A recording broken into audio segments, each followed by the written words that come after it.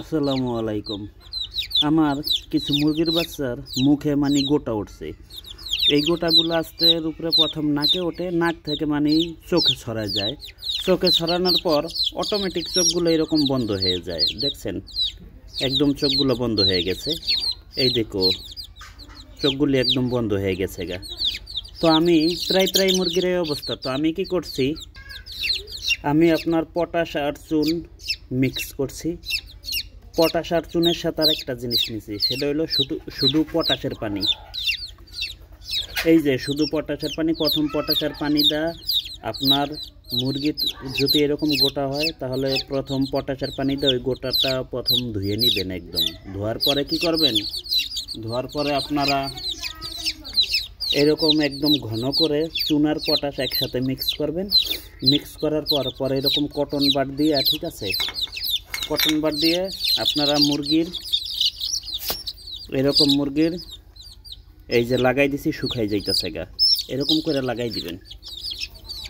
এই যে দেখেন, এই যে লাগাই দিছি, শুকাই গেছে। তো এই বাচ্চাটার অবস্থা একদম খারাপ। বাচ্চাটা দোয়া করবেন সবাই, বাচ্চাটা যেন চোখ দুইটা আবার ভালো হয়ে যায়। বাচ্চাটার জন্য খুব মায়া লাগে।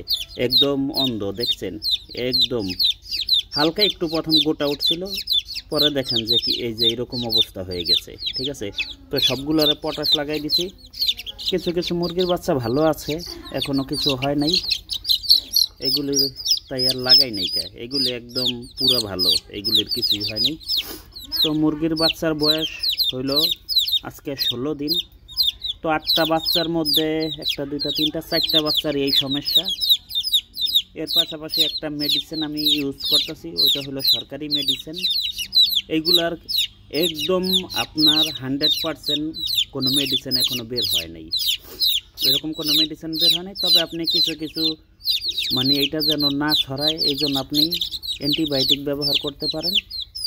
তবে সেটা আপনার পশু ডাক্তারের পরামর্শে আপনার ব্যবহার করতে হইব, প্রাণী সম্পদ অধিদপ্তরে গিয়ে আপনার ব্যবহার করতে হইব। তো আমি এরকম পটাশের পানি আর চুন লাগাই দিছি প্রতি কয়টায়। তো আপনারা প্রাথমিক যে একটা ট্রিটমেন্ট, এই ট্রিটমেন্টটা আপনারা আপনাদের বাসায় করতে পারেন। এটা করলে কি হইব, যতটুক পর্যন্ত হয়েছে ততটুকুই, এর বেশি আর হইব না। আস্তে আস্তে এটা ডাক্তারে বলছে যে এইরকম 5-6 দিন দিলে আস্তে আস্তে বাচ্চাগুলো আপনার শুকাই যাইব গা, ঘাগুলি শুকাই যাইব গা একদম। দেখছেন, বাচ্চাটার জন্য মায়া লাগতেছে, কি অবস্থা। তো সবাই বাচ্চাটার জন্য দোয়া করবেন। আর আমার ভিডিওগুলো যদি আপনাদের ভালো লাগে এবং এই বাচ্চাটা পরবর্তী আপডেট যদি আপনারা জানতে চান, তাহলে আমার চ্যানেলটি দয়া করে সাবস্ক্রাইব করে দিয়েন।